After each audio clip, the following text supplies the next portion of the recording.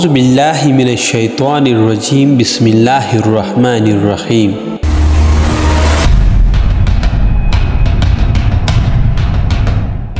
حضور صلی اللہ علیہ وآلہ وسلم نے ارشاد فرمایا کہ میں پہلا شخص ہوں جس سے زمین پھٹ کر کھل جائے گی۔ ایک اور روایت میں ہے کہ اللہ تعالیٰ جب حضرت جبرائیل، میکائیل اور اسرافیل علیہ السلام کو زندہ فرمائیں گے تو یہ حضور صلی اللہ علیہ وآلہ وسلم کی قبر شریف پر حاضر ہوں گے۔ ان کے پاس براق اور جنتی لباس ہوگا تو آپ کی قبر شریف کھول جائے گی۔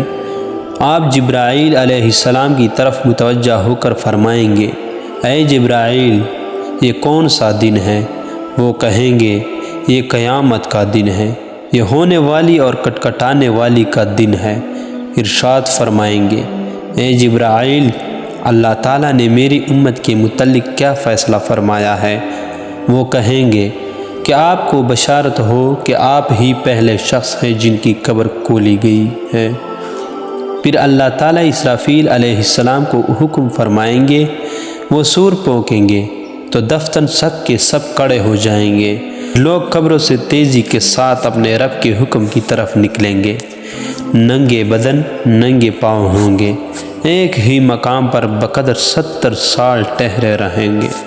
اللہ تعالیٰ ان کی طرف التفات نہیں فرمائیں گے اور نہ ہی ان کا کوئی فیصلہ ہوگا، اور لوگ روتے ہوں گے حتیٰ کہ آنسوؤں کی بجائے خون رونے لگیں گے، اور ان کو پسینہ آئے گا جو بعض کو ٹھوڑیوں تک اور بعض کے منہ میں داخل ہونے کو ہوگا۔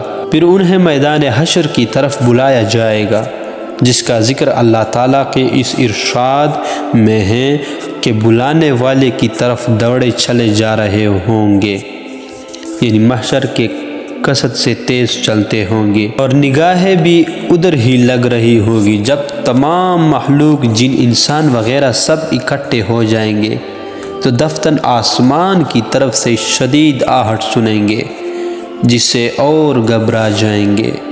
اتنے میں آسمان پھٹے گا اور آسمان دنیا کے فرشتے زمین پر اتر کر صف بندی کر لیں گے۔ لوگ ان سے کہیں گے، کیا ہمارے پروردگار نے حساب کا حکم تمہارے ساتھ بھیجا ہے؟ وہ کہیں گے، نہیں، وہ تو ابھی آئے گا۔ پھر دوسرے آسمان کے فرشتے اتریں گے اور پہلی صفوں کے پیچھے صفیں بنا لیں گے۔ پھر تیسرے آسمان کے فرشتے اتریں گے، حتیٰ کہ 7ویں آسمانوں کے فرشتے بے حساب انداز سے اتریں گے اور دنیا والوں کے گرد کھڑے ہو جائیں گے۔ فقیہ رحمۃ اللہ علیہ حضرت ضحاک رحمۃ اللہ علیہ سے نقل کرتے ہیں کہ اللہ تعالیٰ آسمان دنیا کو حکم فرمائیں گے، وہ پھٹ جائے گا اور اس کے فرشتے اتر کر تمام زمین اور جو کچھ اس میں ہوگا سب کا احاطہ کر لیں گے۔ پھر دوسرے آسمان کی، پھر تیسرے آسمان کی، پھر چوتھے، پانچویں، چھٹے، 7ویں آسمان کے، حتیٰ کہ فرشتوں کی 7 صفیں ایک دوسرے کے اوپر سے ہوں گی، اور زمین والے جس جانب کا بھی رخ کریں گے اسی طرف فرشتوں کی 7 صفیں موجود پائیں گے۔ اللہ تعالیٰ کی اس ارشاد میں یہی مضمون ہے کہ اگر وہ جنوں اور انسانوں کے، اگر تم کو یہ قدرت ہے کہ آسمان اور زمین کی حدود سے کہیں باہر نکل جاؤ تو نکلو، بھاگو، زور کے نہیں نکل سکتے۔ ایک اور جگہ ارشاد ہے، اور جس روز آسمان ایک بدلی پر سے پھٹ جائے گی اور فرشتے بکثرت اتارے جائیں گے۔ حضرت ابو ہریرہ رضی اللہ تعالیٰ عنہ سے روایت ہے کہ رسول اللہ صلی اللہ علیہ وآلہ وسلم نے ارشاد فرمایا، اللہ تعالیٰ فرمائیں گے کہ اے جنوں اور انسانوں کے گروہ، میں نے تمہارے ساتھ پوری ہمدردی کی ہے، تمہارے اعمال تمہارے صحیفوں میں موجود ہے، جو کچھ بلائی ان میں دیکھو تو اللہ تعالیٰ کا شکر کرو اور حمد و ثنا کہو۔ جو شخص کچھ اور دیکھے تو اس کو اپنے نفس ہی کو ملامت کرنی چاہیے۔ پھر اللہ تعالیٰ جہنم کو فرمائیں گے تو اس سے ایک اونچی، لمبی اور سیاہ گردن نکلے گی اور باتیں کرے گی، اور اللہ تعالیٰ فرمائیں گے، اے اولاد آدم، کیا میں نے تم کو تاکید نہیں کر دی تھی کہ شیطان کی عبادت نہ کرنا؟ وہ تمہارا صریح دشمن ہے، اور یہ کہ میری عبادت کرنا یہی سیدھا رستہ ہے، اور وہ تم میں ایک کثیر مخلوق کو گمراہ کر چکا ہے۔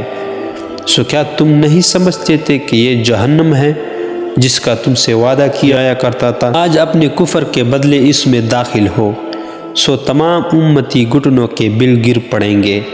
اس کا بیان اللہ پاک کی اس ارشاد میں ہے کہ اور آپ ہر فرقہ کو دیکھیں گے کہ زانوؤں کے بل گر پڑیں گے، ہر فرقہ اپنے نام اعمال کی طرف بلایا جائے گا، پھر اللہ تعالیٰ اپنی مخلوق کا فیصلہ شروع فرمائیں گے، اور وحشی جانوروں اور چوپاؤں میں فیصلہ شروع فرمائیں گے، حتیٰ کہ سینگ بکری کو سینگ والی سے بدلہ دلایا جائے گا، اور پھر انہیں حکم ہوگا مٹی ہو جاؤ۔ اس موقع پر کافر کہے گا اے کاش میں بھی مٹی ہو جاتا، پھر بندوں کا فیصلہ شروع ہوگا۔ حضرت عبداللہ بن عمر رضی اللہ تعالیٰ عنہ سے روایت ہے کہ حضور صلی اللہ علیہ وآلہ وسلم نے ارشاد فرمایا کہ لوگ قیامت میں یوں اٹھیں گے جیسے کہ اپنی پیدائش کے وقت ننگے پاؤں ننگے بدن تھے۔ حضرت عائشہ رضی اللہ تعالیٰ عنہا نے عرض کیا کہ مرد اور عورتیں سبھی ہوں گے؟ ارشاد فرمایا ہاں۔ حضرت عائشہ رضی اللہ تعالیٰ عنہا کہنے لگی ہائے، تو وہ ایک دوسرے کو دیکھیں گے؟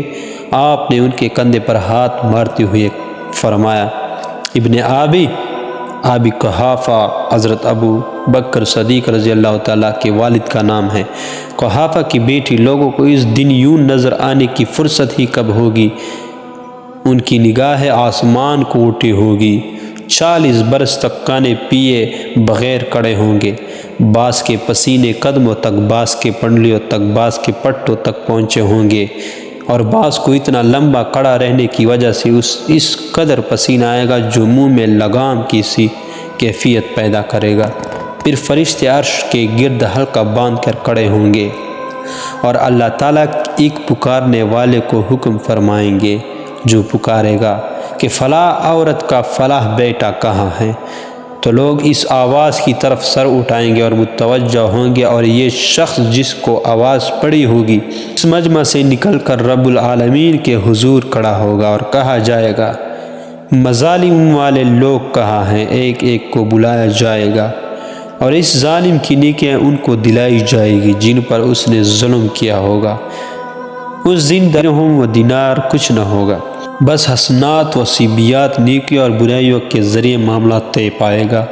چنانچہ مظلوم لوگ اس کی نیکیاں لیتے رہیں گے حتیٰ کہ ختم ہو جائے گی، تو ان کی برائیاں اس کے سر پڑنے لگے گی، اور اسی طرح سے جب یہ شخص نیکیوں سے کوراہ رہ جائے گا بلکہ برائیوں کا انبار بھی لگ جائے گا، تو اسے کہا جائے گا کہ اپنے ٹھکانے حاویہ جہنم میں پہنچ جاؤ، آج کچھ ظلم نہ ہوگا، اللہ تعالیٰ بہت جلد حساب لینے والا ہے، یعنی جلد ہی بدلہ چکا دیتے ہیں۔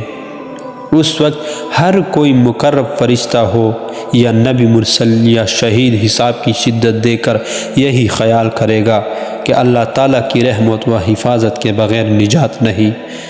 حضرت معاذ بن جبل رضی اللہ تعالیٰ عنہ رسول اللہ صلی اللہ علیہ وآلہ وسلم سے روایت کرتے ہیں کہ کسی شخص کے قدم بھی اس وقت تک اپنی جگہ سے حرکت نہیں کر سکے گی جب تک کہ اس سے 4 باتیں نہ پوچھ لی جائے گی۔ نمبر 1، اس نے اپنی عمر کن مشاغل میں لگائی تھی۔ نمبر 2، اپنے جسم کی طاقت و توانائی کہاں صرف کی۔ نمبر 3، اپنے علم پر کس قدر عمل کیا۔ نمبر 4، اپنا مال کن ذرائع سے حاصل کیا تھا اور کون کون سے مصارف پر خرچ کیا تھا۔ میرے بھائی اگر آپ میرے چینل پر نئے تو پلیز میرے چینل کو سبسکرائب کرو۔ شکریہ۔